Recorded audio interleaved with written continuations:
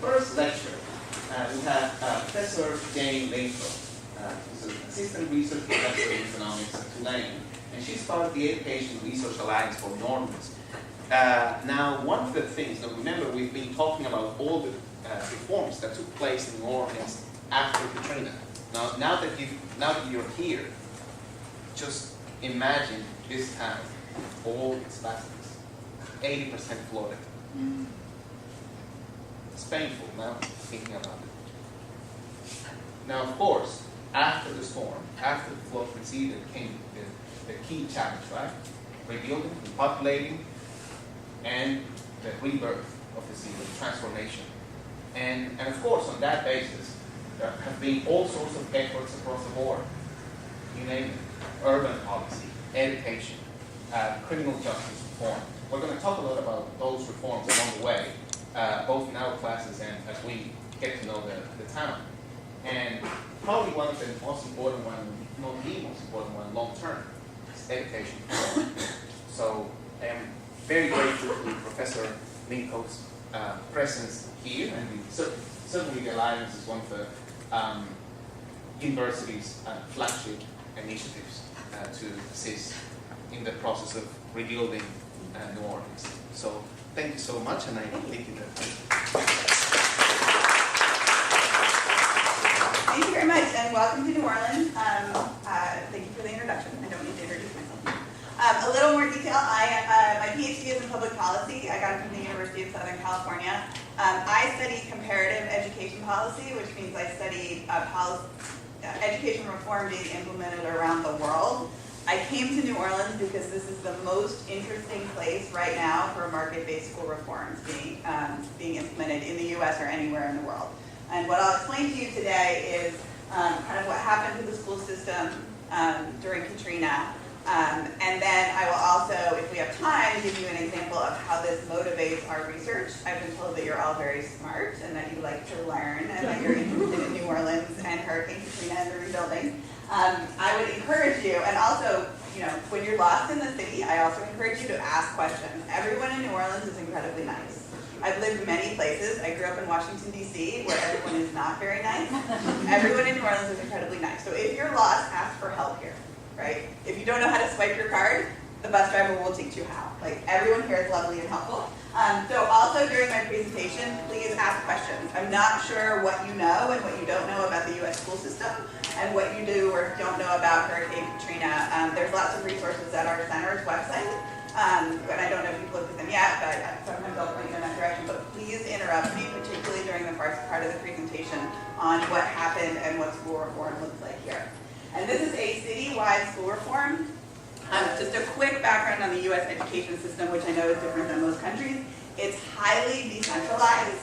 We have a federal system here, so there's a federal Department of Education, which does very little relative to what actually happens in schools in the U.S. The Federal Department of Education deals mostly in funding for special populations, so funding for low-income students, funding for special needs students. And they set some standards that you'll hear about. There's a No Child Left Behind Act that George W. Bush enacted, and now there's something called the, I forget what the new one stands for, but it's ESSA. And basically the federal government attaches strings to funding, and that's how they have some control over public education. States also make education policy, but the majority of decision-making around public education occurs at the local level by local school boards. The local school boards own the schools, the local school boards hire the teachers, pay their salaries. The other branches of government participate through funding, and a lot of times there's strings attached to the funding. But typically in the U.S., schools are controlled, including the content of education, what students learn, how they learn it, where they go to school, is governed at the local level. And also historically, the funding is tied to property tax, which I know is not the case in most countries. When funding is tied to property tax, it means that neighborhoods that have higher house values also have more tax fund money, and then they have better funded schools. So historically, there's inequality related to neighborhood. Because if your neighborhood doesn't have a tax base, your neighborhood doesn't have as much school funding. Many states and the federal government have attempted to equalize that. They're actually required by law to do a certain amount of equalization, but still, you will find if you live in a nice neighborhood that you go to a nicer school and that you are zoned to attend a school in your neighborhood. The school reforms in New Orleans are going to focus on breaking that model and doing something completely different. So today I'm going to talk through the history and context of New Orleans school reform, and then I'm going to provide you with an example of our research. If we don't have time to do that, that's okay. You can read it at our website. I want to make sure you understand most of all what happened here during Katrina and what the school district looks like. My work is frequently about teacher compensation and teacher training and things like that. So the example I'm going to present to you today is teacher compensation, which is one area where we think that things will be done differently when we have a market-based system compared to the traditional system, which is where all the teachers are paid by the school district and they all work for that one employer, typically with a union contract. All right, here we go. Okay, so this is the structure of schools in New Orleans prior to 2005, and this is pretty typical of school districts in the United States. In New Orleans, there's an Orleans Parish School Board. They're locally elected by the voters of New Orleans.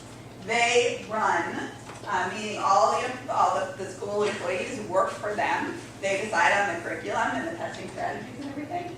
They run a bunch of neighborhood schools, which are these typical schools where you go to the school that's close to your house and you're done to attend it. But there were also a lot of selected admissions magnet programs, both within these neighborhood schools and on their own. So we actually found that before Katrina, there was actually a lot of school choice going on in New Orleans. A lot of kids were not attending their neighborhood school. They were going to one of these selective programs. But usually you had to achieve some sort of academic benchmark before you could attend one of those programs, right? So we had some high schools that had an admissions test. We have a very famous arts high school where you had to, display talent in order to be admitted to that school. But we already had in New Orleans some charter schools. And charter schools in the US are operated by nonprofits, but owned by either the state or the school district. So basically, a nonprofit organization is contracted to run a public school. Some people call that privatization, some people don't call it privatization. Charter schools typically refer to themselves as public schools in the US. They don't like the term privatization. However, the school is being managed by a private entity. But the contract will delineate how much freedom they have to do something different than what's being done in the public schools. But typically, a lot of control is decentralized to that manager. They still need to take the same standardized tasks as all the other students in public schools. They need to meet goals for performance on those standardized tasks. There's a lot of financial oversight to make sure they're not misusing funds. But the school is basically run by a nonprofit. In other states, schools are also run by for-profit management organizations, but in New Orleans, we only have nonprofit management organizations. And a couple of those existed before Katrina, and they were governed by our state school board, which is also elected, but elected at the state level. So voters all over the states, and New Orleans basically has one representative on the state school board. Are there questions about that structure? Some states don't have charter schools at all, but if a state has charter schools, this is pretty typical of what a school district would look like. Yeah? So in Australia, we have three systems, a Catholic, an independent, and a state system. The independent system is fee-paying, and students sit a uniform curriculum, but obviously there's leeway as to how the school teaches that curriculum. Where would the equivalent of a fee-paying independent school fit into this? We have no equivalent of a fee-paying independent school. Charter schools cannot charge students tuition. They receive the same per pupil funding that public schools receive in order to educate the students. We have a completely separate private school system that charges tuition, and within that we have Catholic schools, we have Lutheran schools, Episcopal schools, Jewish schools, there are secular private schools. All of those exist in New Orleans. They set their own tuition, and they also set their own curriculum, and their students don't participate in any sort of standardized testing. So the curriculum comes from the standardized tests, like the test lays out, these are the standards you're going to be tested on. And again, the charter schools have freedom in how they implement that. At neighborhood district schools, the district decides how that's implemented, but none of these schools charge tuition, and that's why they make up what we call the public school system.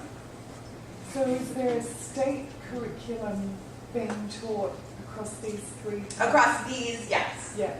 Through the state standards and the test that's being given. Right, thank you. Yeah, and prior to 2012, there was a Louisiana curriculum. Louisiana adopted the Common Core, which is a highly controversial but really not so scary curriculum that many states have adopted. The idea was that states would have a similar curriculum. So that is what Louisiana is teaching now, is the Common Core. Yeah. So just to clarify, everything's, in terms of financing in Australia, is national, and then goes through in the independent schools as well. So they get money from the government as well. And the state delivered the services, but it's actually national money. Yeah. Is there no national... It's very small. So the share that comes from the federal government, depending on the state and the population, is between like 5 and 10% of education funding. It used to be like 3. And there's no national a little curriculum higher. standards? No. That is not what the Common Core is. You will hear people say the Common Core is Obama's attempt to make a national curriculum. The Common Core was actually written by state governors and adopted by states one by one. So no, there is no national curriculum, nor is there a single standardized test that the federal government even advocates for. So Yeah. given no centralised test, we have curriculum frameworks, which, so even if it's a private school, there are some sort of controls operating. Nothing in there. No, private schools here can teach whatever they want. Yeah. And you can be homeschooled if you want. I can give you some examples in New Orleans if you want me to, of what private schools teach. In private schools, their instruction is not regulated. No. Yes. I give you some websites to go to. I mean, they would teach things like the Bible as fact. Yeah. And they would teach things like people and dinosaurs walked on the planet at the same time. And this is all laid out on their website as part of their curriculum. So they can be a highly, religiously motivated curriculum. Yeah. But they also don't receive government money. So the idea is that the parents' choice to have that. So in terms of entering into university, coming straight from a secondary system, how do you judge the competitiveness? Of the high schools or of the Yeah, of students? the different education systems, if they're so markedly different. Okay, so for high school in Louisiana, students take the ACT exam. I took the SAT exam, it's either the ACT or the SAT. These are optional tests for students who want to go to college that many students require in admission. And that's what creates some uniformity in who is an incoming college student. But our college applications tend to be pretty heavy lift. Like sometimes students will be writing 3 or 4 essays and providing transcripts and things like that. So one thing is because of all the inequality associated with where you grew up, I work at City College admissions as well. Colleges actually try pretty hard not to reward a student for having happened to go to a good high school. They really try to judge who the student is in the context of the high school that they were placed in because of their geography and their socioeconomic circumstances. Yeah, there's really, especially at elite institutions, there's kind of a desire not to just admit students from the best high schools in the country, even the best private schools. They want a diverse population, which includes, like, who are the greatest students coming from New Orleans public schools, even though New Orleans public schools are not the best schools. Does each state want to have the same curriculum, or do they like being different? It depends on the state. If you're Texas, you will never have a curriculum that is anything but a Texas curriculum. I used to live in Texas. I stayed in Texas a lot. The Common Core was an opportunity for states to have a similar curriculum and to give their students a similar test. Now, my daughter, who just ran out but is sitting in the back row, she just finished 3rd grade. She took the PARCC test, which is this Common Core test that's offered in, I think, 12 states now. But her social studies was Louisiana history. So the social studies test she took was very different than the social studies tests that students in Maryland take. So states are very different in how they view the Common Core. Even Louisiana is different in how it views the Common Core because Louisiana personalized it to some extent to the state. But in Louisiana, there's a lot of controversy over whether Louisiana needs its own independent curriculum or if it should be a part of the Common Core. The Common Core definitely saves money because it was developed once and then many states can adapt it. Do the independent schools have their own peak organisation for getting standardisation of their own approach to education and lobbying other groups, etc.? The charter organizations or the private schools? I mean the private. Yeah, like the fully private schools. So like the Catholic diocese has a curriculum, and if you go to a diocesan diocesan school. Anywhere in the country, you'll get a similar experience. Do they unite with the Islamic schools and the, Yeah. you know, they get the big organisation which defends the private schools vis-a-vis? Yeah, there are several of them. They get accredited, and the accreditation organization to some extent also kind of lobbies on their behalf. The charter schools also have a national organization, the National Alliance of Public Charter Schools, which lobbies for charter school-friendly laws and funding that's friendly to charter schools. Some states it's still illegal to have a charter school. Some states are embracing charter schools as an option that's expanding. So does that work its way through in arguments about curriculum standards for science or whatever, that these big organisations are kind of modifying factors in everyone agreeing that they've got to teach certain things? Yeah, they definitely participate typically at this level. This is typically where the curriculum comes from, the State Board of Education. Google Texas State Board of Education and you'll find out how crazy it can be. There are very few actual education professionals who run and get elected to the Texas State Board of Education. The one in Louisiana is a little more professionalized. But a mom could run for Board of Education because she really cares about the quality of education and then have influence on the curriculum. And there are arguments, particularly in the South, in Texas, Kentucky, a couple other states recently, about what science is going to look like, about whether you're teaching creationism as a theory in science class, for example. Also, some very heated arguments on the social studies and political science side about like what exactly you teach about people like Thomas Jefferson and Martin Luther King and people like that. We have a conservative movement in our country that's very conservative, and they believe that some textbooks written by white college professors are too liberal. So you get that kind of argument as well. Like it's a very good thing to have public debate about what goes into what students in public schools learn. So in general, it's kind of a positive thing for getting at what we should be teaching. But in states like Texas, because the Board of Education is not really representative, certainly of public school parents, you can get some bizarre things written into the curriculum. I found that at the implementation level, teachers have ways of handling this. Like science teachers do not teach the Bible as scientific fact. They manage to kind of fit within the law without actually veering from what they were trained to teach. Yeah, I don't think it's quite as tragic as the New York Times makes it out to be. Yeah. The other area where it comes up is around sex education, that some states have really heavy restrictions on that in their curriculum, and other states have more liberal curriculum. And really, if you're in a different state, you really will get different content